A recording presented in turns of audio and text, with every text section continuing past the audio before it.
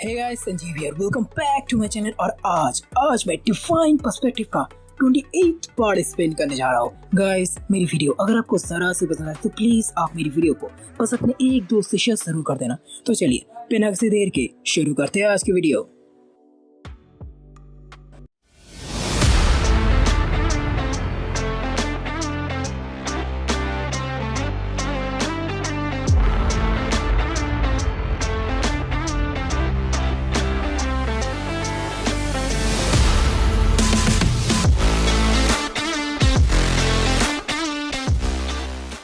तो गाइस, पिछले पार्ट के आखिर में हम सभी लोगों ने देखा था जब मैंगी और जैंग को दोनों मना रहे थे अपने आखिरी पल का शौक, तभी आ जाते हैं एक बुढ़ा और देते हैं अपने भैया का रोक। ये कोई और नहीं, ये थे लिंगजाओ के दादाजी। अपने भैया भी उन्हें पहचान जाते हैं और लिंगजाओ के सम्मान में तुरंत अपने आप का रोक देते हैं।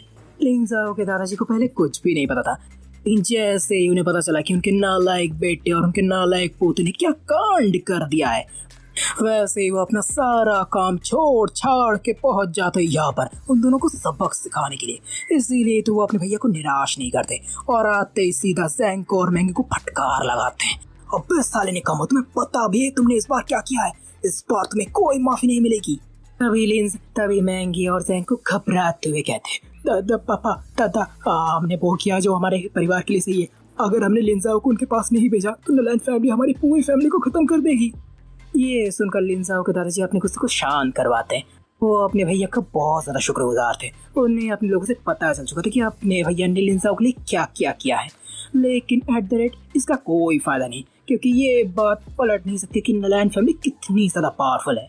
और ये सुनकर लिंजाओ और उसके पापा भी बहुत ज्यादा दुखी हो जाते हैं। लिंजाओ तो किसी छोटी बच्ची की तरह फूट फूट कर रो रही थी, लेकिन तब भी अपने भैया कहते हैं, अबे छोटी बच्ची है क्या? हमारी किस्मत हमारे हाथ होती है, कोई और नहीं जो हमारी किस्मत तय करे। तो वो लिंजाओ के दादाजी से कहते हैं, ओ दादा, अगर मैं किसी तरह से नलैन फैमिली के यंग मास्टर नलैन मेथियान को हरा दूं तो क्या लिंजाओ इस शादी से बच सकती है? और ये सुनकर दादाजी कोई रिएक्शन देते इससे पहले उसके निकम्मे बेटे और उसका पोता फिर से अपनी चोट चिढ़ाता है, अबे तू नलैन मेथियान को हराएगा? अबे तुम दोनों अलग अलग लीग के खिलाड़ी हो।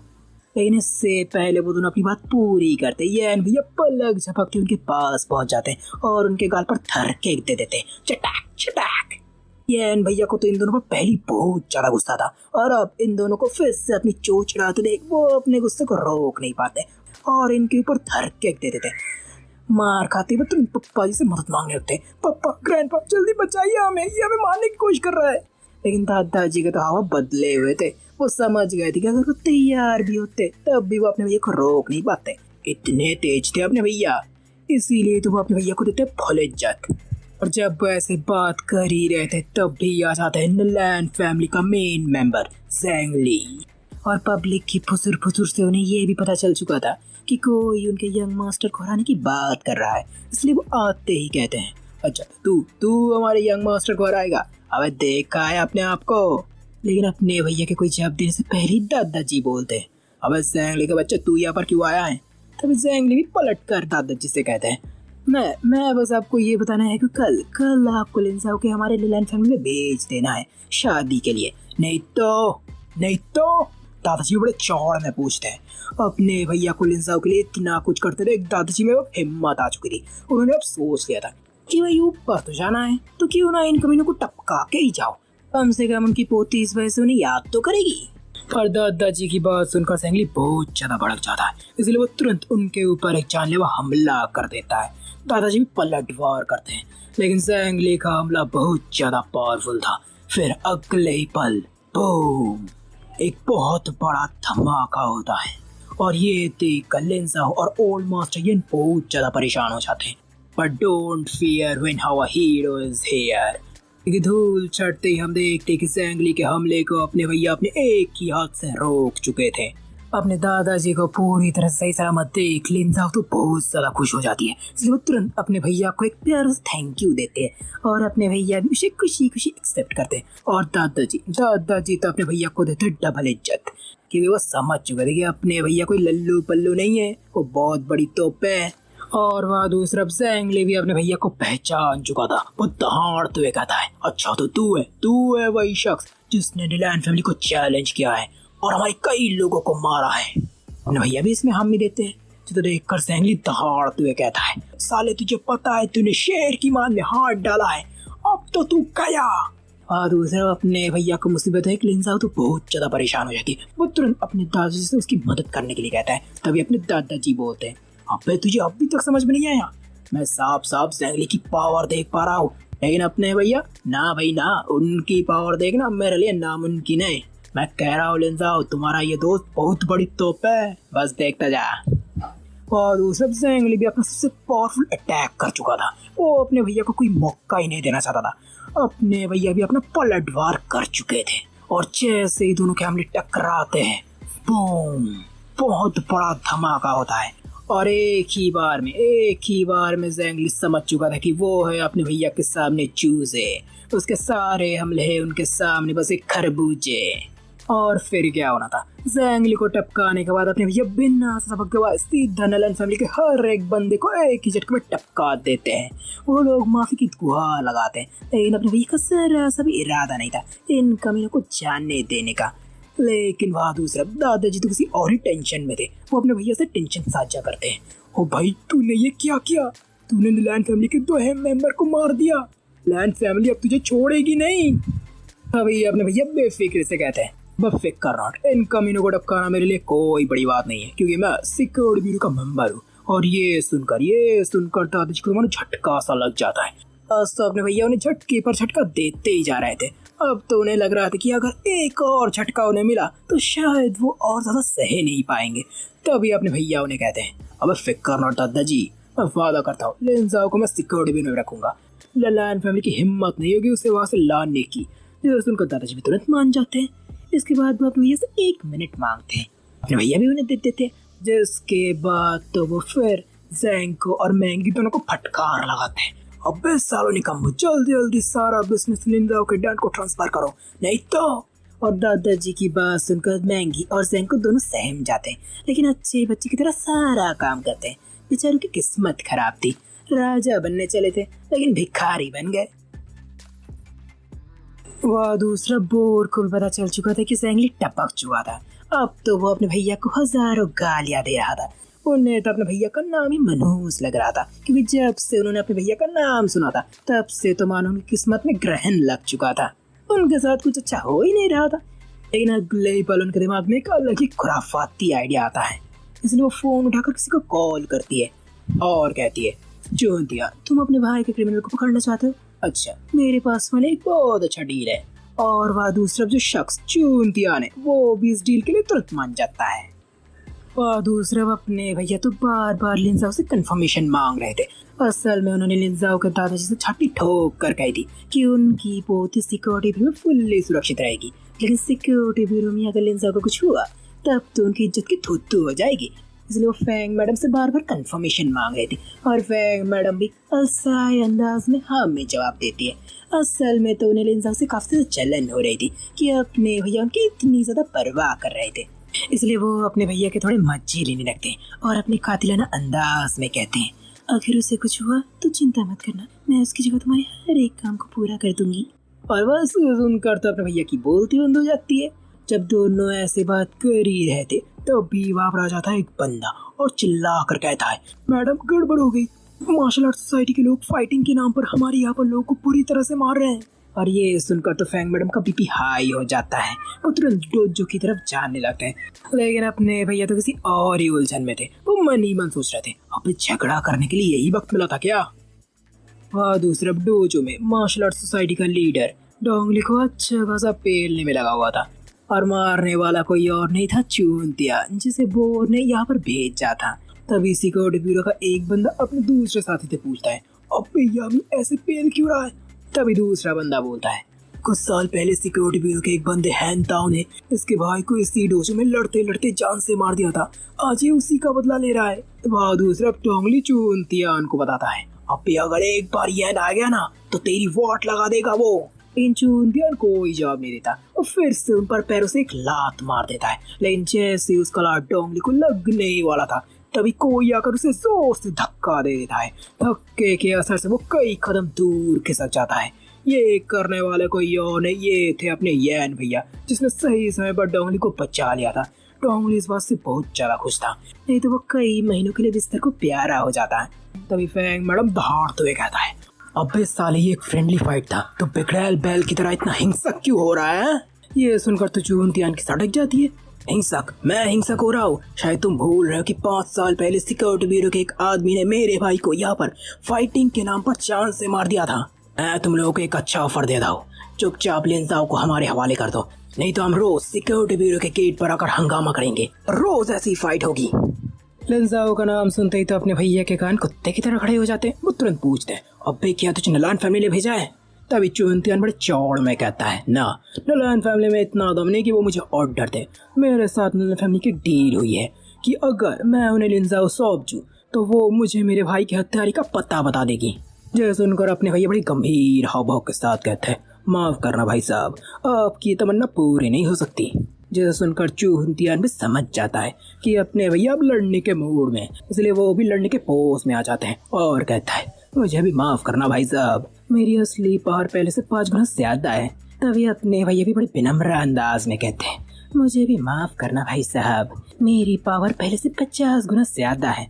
और ये सुनकर तो चूंतियान की हवा टाइट हो जाती है, लेकिन भाई साहब को कुछ सोचने का मौका ही नहीं मिलता, क्योंकि पलक झपकते ही अपने भैया उनके पास पहुंच जाते हैं और उनके तरफ एक पंच मार देते हैं। चूंतियान को लग रहा था कि वो उस पंच को रोक सकता है, लेकिन जैसे ही उन दोनों के हमले से टकराते हैं, बूम, एक ही झटके में चूंतियान की हड्डियां टूट जाती है और वो दूर दीवार में जाकर दस्तक देता है। अपने भैया को जीतते देख सिक्योरिटी ब्यूरो के सभी लोग बहुत ज्यादा खुश हो जाते हैं। वो जोर जोर से अपने भैया के लिए होटिंग करने लगते हैं, लेकिन वह दूसरा दुख का माहौल था। मार्शल आर्ट सोसाइटी के सभी लोग चूंतियान को संभालने में लगे थे और गला फाड़ फाड़ के एम्बुलेंस चिल्ला रहे थे, लेकिन वह दूसरा एक ऐसा भी शख्स था जो इन सभी चीजों को बारीकी से देख रहा था। वो मन ही में सोचता है, बोर ने बिल्कुल सही कहा था, ये इनके सामने ये चूंतियान कुछ भी नहीं है, लेकिन जब एक बार मेरा जहर काम करने लग जाए और चूंतियान मर जाए, तब सारा इल्जाम यैन पर लगेगा। तब मैं देखता हूँ सिक्योरिटी ब्यूरो ये ब्लेम कैसे लेगी। और महाशय ने जैसा सोचा था वही होता है। जहर ने अपना काम शुरू कर दिया था और देखते ही देखते उसकी धड़कन कमजोर पड़ने लगती है। जैसे ये बात सभी में फैलता है, पूरे सिक्योरिटी ब्यूरो में हाहाकार मच जाता है और अपने भैया भी ये बात सुनकर भचक्के रह जाते हैं, क्योंकि उन्हें पूरा विश्वास था कि उन्होंने इतनी भी ताकत से नहीं मारी थी कि चूंतियान एक ही बार में टपक जाए, इसलिए वो तुरंत उसे चेक करने जाते हैं। लेकिन उसके लोग किसी भी तरह से अपने भैया को उसके पास आने नहीं देते, क्योंकि उन्हें लग रहा था कि अपने भैया ने उन्हें जान से मारने की कोशिश की थी। लेकिन अपने भैया का कोई इरादा नहीं था उन गधों से बहस करने का। वो तुरंत अपनी पावर रिलीज करता है और उन सभी को दूर भगाते हुए कहता है, अबे सालों निकम्मो, तुम्हें क्या लगता है कि अगर मैं इसे मारना चाहता तो तुम लोग मुझे रोक पाते? फिर वो अपने इंडियन आई से चेक करने लगता है, तब उन्हें तुरंत उसके दिल के पास जहर दिख जाता है। अपने भैया भी थे चालाक खोपड़ी, सारी चीजों को जोड़ तोड़ करने के बाद वो समझ जाते कि कोई उन्हें फंसाने की कोशिश कर रहा है। चूंतियान के सभी लोग अभी तक अपने भैया पर इल्जाम लगा रहे थे कि उन्होंने उनके लीडर को जान से मारने की कोशिश की है, लेकिन अपने भैया उनकी बातों पर ज्यादा कोई भाव नहीं देते और सीधा अपने तीनों सुई को चूंतियान के शरीर में तेज मारते हैं। और जैसे ही वो करते हैं, चूंतियान का गला पूरी तरह से नीला हो जाता है और उनके मुंह से जहर वाला खून उगल आता है। ये देखकर सभी के तोते उड़ जाते हैं। किसी को समझ में नहीं आ रहा था कि चूंतियान को जहर दिया तो दिया किसने, लेकिन अब भी लोग इस बारे में टेंशन नहीं कर रहे थे। अभी तो सभी लोग इस बारे में सोच रहे थे कि आखिरकार चूंतियान को कैसे वो बचाए। अभी मार्शल आर्ट सोसाइटी के सभी लोग अपने भैया से रिक्वेस्ट करने लगते हैं कि वो उनके लीडर को बचा ले, लेकिन अपने भैया इतनी आसानी से नहीं मानते। वो सीधा सीधा बोलते हैं, ओ भाई, अब तक तुम मुझसे दुश्मनी निकाल रहे थे, तो अब क्या हुआ? अब निकल गई साड़ी हेकड़ी। और अपने भैया को ऐसा करते देख तुरंत फैंग कहता है, अबे यैन, इतना भी भाव मत खा, अगर चूंतियान यहाँ पर मर गया तो सिक्योरिटी ब्यूरो को भी लेने के देने पड़ जाएंगे। फैंग मैडम भी गलत नहीं थे, असल में अपने भैया भाव ही खा रहे थे, क्योंकि वो भी चूंतियान को बचाना चाहते थे, लेकिन इतनी आसानी से नहीं। फिर अगले ही पल वो अपना इलाज शुरू कर देता है। अब तक चूंतियान थोड़ा सा होश में आ चुका था, इसलिए अपने भैया उससे पूछते हैं, देख, मैं तेरा इलाज करने जा रहा हूँ, लेकिन इससे तुझे थोड़ा दर्द होने वाला है, तो बोल, इसके लिए तैयार है? तभी चूंतियान अपनी छाती ठोक कर कहता है, अबे मर्द को दर्द नहीं होता, तू कर जैसे तुझे इलाज करना है। फिर अपने भैया भी बिना किसी हिचकिचाहट की इलाज शुरू कर देते हैं और पहली सुई लग गई चूंतियान जोर से चीख उठता है, अयो मार डाला रे। और इसके बाद तो भाई साहब दर्द से छटपटाने लगते हैं और तब हमें पता चलता है कि मर्द को भी दर्द होता है। बहरहाल सबके सामने अपनी इज्जत की किरकिरी करने के बाद चूंतियान फिर से बेहोश हो जाता है और उससे फिर से बेहोश होता देख उसके लोग फिर से टेंशन में आ जाते हैं। वो अपने भैया से पूछते हैं, तभी अपने भैया बोलते हैं, देखो भाई साहब मैंने अपना पूरा बेस्ट दिया है, अब जो होगा वो तो ऊपर वाले की मर्जी। वह दूसरा वो आदमी जिसने चूंतियान को जहर दिया था वो भी गहरी सांस लेता है। वो सोच रहे थे कि अपने भैया इतने बड़े एक्सपर्ट कैसे हो सकते हैं, लेकिन अब उसे समझ में आ रहा था कि वो तो फालतू में टेंशन ले रहा था क्योंकि अपने भैया कोई तुर्रम खा नहीं थे। इसलिए अब वो अपनी चाल चलने का सोचता है। इसलिए वो तुरंत अपने भैया के सामने आ जाता है और दहाड़ते हुए कहता है, मुझे पता है तू जानबूझकर अपनी पूरी कोशिश नहीं कर रहा है क्योंकि तू भी सिक्योरिटी ब्यूरो की तरह हमारे लीडर को मारना चाहता है। और उससे अपने सामने देखकर अपने भैया भी मन ही मन सोचते, अरे रे रे रे रे कितना भोला है रे तू, इतनी जल्दी सामने आ गया। तो तेरी की मेरी इतनी लंबी चौड़ी स्पीच बर्बाद हो गई। जो भी हो अब तो तेरी खैर नहीं। तभी अपने भैया खुशी खुशी बड़े विनम्र अंदाज में पूछते हैं, ओ भाई आपकी तारीफ। तभी भाई साहब भी अपनी तारीफ बताते हैं। उनका नाम है हुई और वो चूंतियान का न्यूट्रोलॉजिस्ट है। लेकिन भाई साहब के कुछ और बोलने से पहले अपने भैया उसे रोक देते हैं और कहते हैं, भाई साहब रुकिए जरा मुझे थोड़ा सा सोचने दीजिए। आप सिर्फ और सिर्फ चूंतियान के नहीं बल्कि उसके भाई के भी न्यूट्रोलॉजिस्ट है, क्यों है ना? वही भाई साहब इसमें हम ही देते हैं। पर पता नहीं क्यों अपने भैया की इस बात और इस अंदाज को देखने के बाद उसके दिमाग में खतरे की घंटी बजने लगती है और उसका ये अंदाजा कुछ ही देर में सही भी हो जाता है क्योंकि अगले ही पल अपने भैया बोलते हैं, सिर्फ और सिर्फ आप ही वो इंसान है जिसे उन दोनों के खाने में जहर मिलाने का एक परफेक्ट टाइम मिला होगा, क्यों है ना? अपने भैया ने ये बात बहुत ही जोर से कही थी और ये सुनते ही पूरे माहौल में भूचाल आ जाता है। लेकिन भी भाई साहब इस बात को कैसे एक्सेप्ट कर सकते थे? उन्हें पब्लिक की मार नहीं खानी थी, इसलिए वो इस बात को तुरंत नकार देते हैं। अरे से भैया कुछ खास रिएक्शन नहीं देते, बस वो एक हल्की सी स्माइल देते हैं और अपनी एक आखिरी सुई चूंतियान के अंदर डाल देते हैं और उस सुई के डालते ही अगले ही पल चूंतियान उठ जाता है और इस वक्त वो पूरी तरह से सही सलामत लग रहा था। उसके शरीर में अब कोई भी दर्द नहीं था। चूंतियान को पूरी तरह सही सलामत देख बेचारे को सदमा सा लग जाता है। सदमे से वो अपने आप को संभाल नहीं पाते और अपने मुंह से वो बोल ही देते हैं, असंभव असंभव, ये कैसे हो सकता है? तुम लियन फैमिली के जहर की एंटीडोट कैसे बना सकते हो? से बोलते ही अगले ही पल भाई साहब को एहसास होता है कि भाई साहब ने क्या बक दिया है। लेकिन अब इसके लिए बहुत देर हो चुकी थी। चूंतियान ने सब कुछ सुन लिया था, इसलिए वो तड़कते भड़कते हुए कहता है, अबे साले वीक के बच्चे, मैंने तुझे अपना जिगरी यार समझा और तूने ही मेरे पिच्चू में छुरा भोंका। क्यों? आखिरकार तूने ऐसा क्यों किया? अभी हुई भाई साहब भी रोते बिलखते हुए कहते हैं, सर मेरे पास कोई रास्ता नहीं था, नलान फैमिली ने मुझे मजबूर किया था कि आपको और आपके भाई को साथ देने के लिए, इसमें मेरा कोई कसूर नहीं है। लेकिन चूंतियान तो उसकी किसी बात को सुनने के मूड में नहीं थे, उसे एक ही झटके में टपका देते हैं। इसके बाद वो अपने भैया की तरफ मुड़ते हैं और देते हैं उन्हें फुल इज्जत। सर जी आज आपने ना सिर्फ मेरी जान बचाई बल्कि आपने असली करपीट को ढूंढ में निकाला, मैं आपका बहुत ज्यादा शुक्रगुजार हूँ। तभी अपने भैया बड़ी शांति से कहते हैं, अबे मुझसे नहीं सिक्योरिटी ब्यूरो के लोगों से माफी मांग जिनके ऊपर इतने सालों से तूने इल्जाम लगा के रखा था। चूंतियान भी इस बात में हामी देते हैं और तुरंत उन सभी से माफी मांगते हैं और सिक्योरिटी ब्यूरो के लोग भी उन्हें माफ भी कर देते हैं। अरे ऐसे ही सभी लोग बन जाते भाई बंधु। फैंग मैडम तो इस बात से बहुत ज्यादा खुश थी, वो खुशी खुशी कहते हैं, ये तुमने यहाँ सिक्योरिटी ब्यूरो की एक बहुत बड़ी समस्या को हल कर दिया है, मैं हेड से तुम्हारी प्रमोशन की बात करूंगा। लेकिन तब भी अपने भैया कहते हैं, अबे मुझे प्रमोशन की कोई जरूरत नहीं, तो बस लिंजाओ का ध्यान रखना। और ये सुनकर मैडम फिर से जल भुन जाती है। वो मुंह फुलाकर कहती है, अबे साले तुझे मेरी नहीं सिर्फ लिंजाओ की चिंता है। अभी अपने भैया कहते, अबे ऐसी कोई बात नहीं, जब लिंजाओ की तरह तू भी ऐसी मुसीबत में होगी तब मैं वादा करता हूँ मैं भी तेरी ऐसी ही मदद करूंगा। ये सुनकर फैंग खुश हो जाती है। जब ऐसे बात कर ही रहे थे तभी वहाँ पर आ जाता है एक बंदा और चिल्लाते हुए कहते हैं, मैम ये लिंजाओ कमरे में नहीं है, वो अपने आप यहाँ से चली गई है। और ये सुनकर पूरे माहौल में हाहाकार मच जाता है। तो गाइस आज के लिए बस इतना है, इससे ज्यादा तो मैं आपको सुना नहीं पाऊंगा। तो गाइस आपको क्या लगता है लिंजाओ क्यों अपने आप चली गई होगी और क्या आखिरकार अपने भैया बचा पाएंगे लिंजाओ को नलान फैमिली से? जानने के लिए देखते रहिए आप मेरी इस मजेदार और इंटरेस्टिंग कहानी को, द डिवाइन पर्सपेक्टिव। गाइस मेरी वीडियो अगर आपको जरा से पसंद आती है तो प्लीज आप मेरी वीडियो को बस अपने एक दोस्त से शेयर जरूर कर देना। तो चलिए आज के लिए विदा लेता हूँ आपसे।